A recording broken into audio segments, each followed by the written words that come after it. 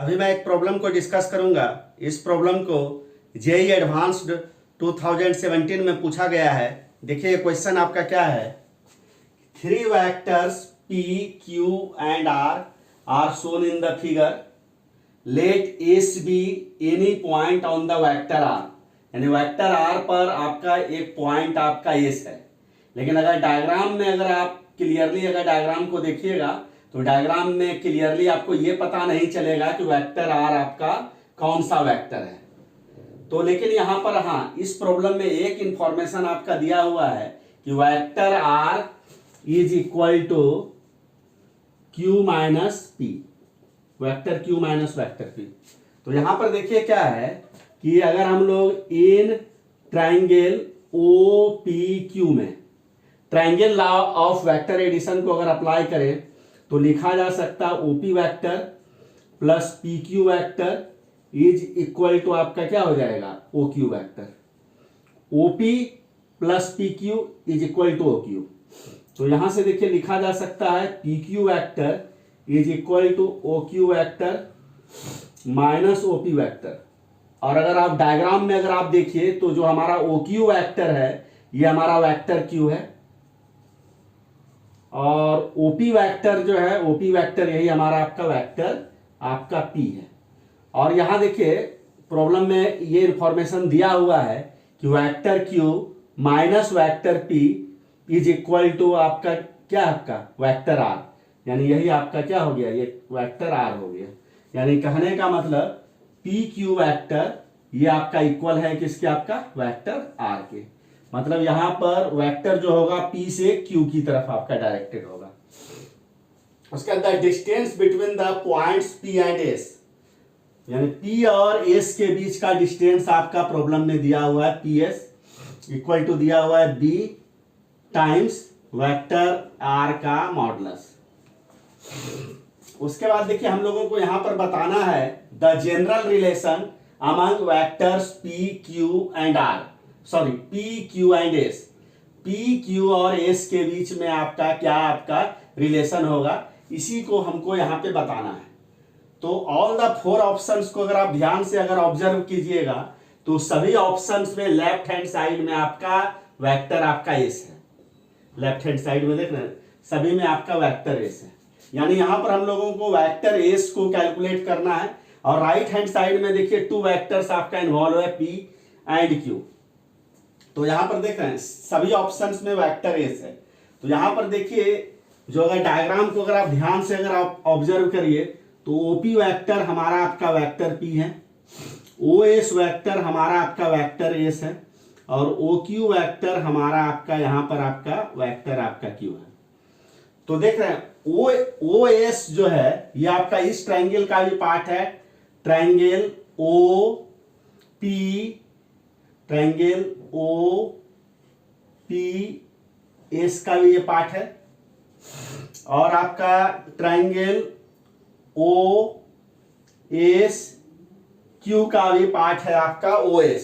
तो यहां पर देखिए इस प्रॉब्लम को इस ट्रायंगल से भी सॉल्व किया जा सकता है और इस प्रॉब्लम को इस ट्रायंगल से भी सॉल्व किया जा सकता है। तो हम यहां पर देखिए आपको ट्रायंगल OPS से सॉल्व करके दिखाते हैं। आपको क्या करना है कि आपको खुद अपने से इस ट्रायंगल से प्रॉब्लम को सॉल्व करना है OSQ, और सॉल्व करके आप इसका जो भी सॉल्यूशन होगा आप कमेंट करके हमको भेजिएगा, हमको बताइएगा। तो अब देखिए क्या है कि ट्रायंगल OPS यानी इन ट्रायंगल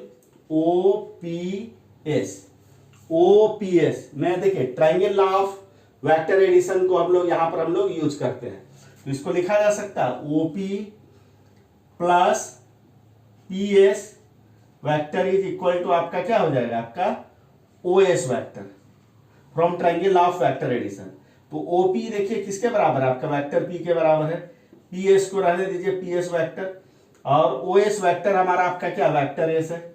इसको यहां लिखा जा सकता है vector S is equal to vector P plus आपका क्या हो गया PS वेक्टर। अब यहां पर देखिए हम लोग क्या करते हैं, वेक्टर PS को कैलकुलेट करते हैं। तो देखिए तो PS वेक्टर अगर हम लोग PS वेक्टर को अगर डिवाइड कर दें PS वेक्टर के मैग्नीट्यूड से तो हम लोगों को क्या मिलेगा, यूनिट वेक्टर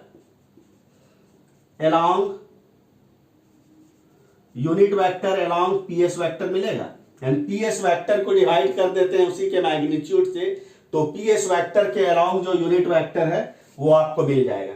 यहां पे अगर आप डायग्राम में अगर देखिए तो पीएस वेक्टर के अलोंग जो यूनिट वेक्टर होगा वही आपका पीक्यू वेक्टर के अलोंग भी वही आपका यूनिट वेक्टर होगा, क्योंकि पीएस वेक्टर और पीक्यू वेक्टर दोनों आपका सेम ही डायरेक्शन में है। तो पीएस वेक्टर के अलोंग जो यूनिट वेक्टर होगा वही सेम यूनिट वेक्टर हो जाएगा आपका पीक्यू वेक्टर के अलोंग। तो इसको ऐसे भी लिखा जा सकता है, unit vector along PQ vector.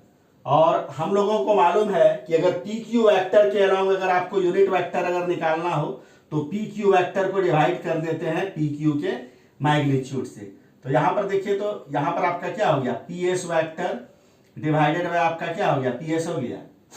अब यहां पर देखिए तो पीएस वेक्टर को डिवाइड कर देते हैं पीएस का मैग्नीट्यूड से। और प्रॉब्लम में देखिए पीएस का मैग्नीट्यूड आपका दिया हुआ है B modulus of vector R. अब देखिए यहां पर पीक्यू वेक्टर को हम लोग लिख सकते हैं क्या, आपका वेक्टर आर लिख सकते हैं, वेक्टर आर लिख दीजिए।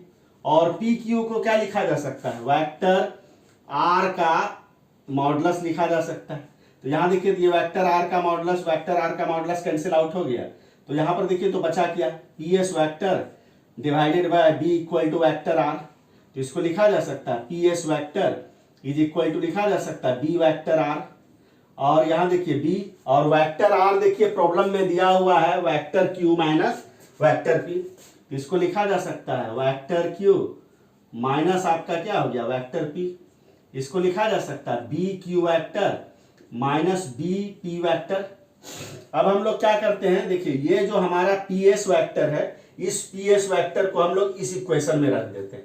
तो इस इक्वेशन में रखिएगा तो देखिए तो क्या हो जाएगा, vector S is equal to vector P plus PS vector के जगह पर आपका क्या हो जाएगा, पीएस वेक्टर के जगह पर इसको हम लोग लिख देते हैं B Q vector minus BP vector, B Q vector minus BP vector, B Q vector minus BP vector. तो इसको देखिए तो vector P minus BP vector को एक साथ लिखिए प्लस आपका क्या हो जाएगा बी क्यू वेक्टर हो जाएगा। यहां से देखिए अगर वेक्टर पी को कॉमन लिया जाए तो इसको लिखा जा सकता है 1 minus B vector P plus आपका क्या हो जाएगा B Q vector, this is हम वेक्टर एस। तो देखिए यही आपका रिलेशन हो गया आपका वेक्टर एस वेक्टर पी और वेक्टर क्यू के बीच में। तो यहां पर देखिए अगर इसको अगर मैच करिएगा तो करेक्ट ऑप्शन हमारा आपका क्या हो जाएगा, आपका ए हो जाएगा। तो देखिए इस प्रॉब्लम को मैंने जो यहां पर आपका सॉल्व किया है इस ट्राइंगल के हेल्प से, यानी ट्राइंगल ओ पी एस के हेल्प से। आपको क्या करना है कि आपको सॉल्व करना है इसी सेम प्रॉब्लम को ट्राइंगल ओ एस क्यू के हेल्प से आपको सॉल्व करना है। और आप सॉल्व करके आप हमको कमेंट करके बताइएगा कि ये आपका प्रॉब्लम का आंसर आया या नहीं आया।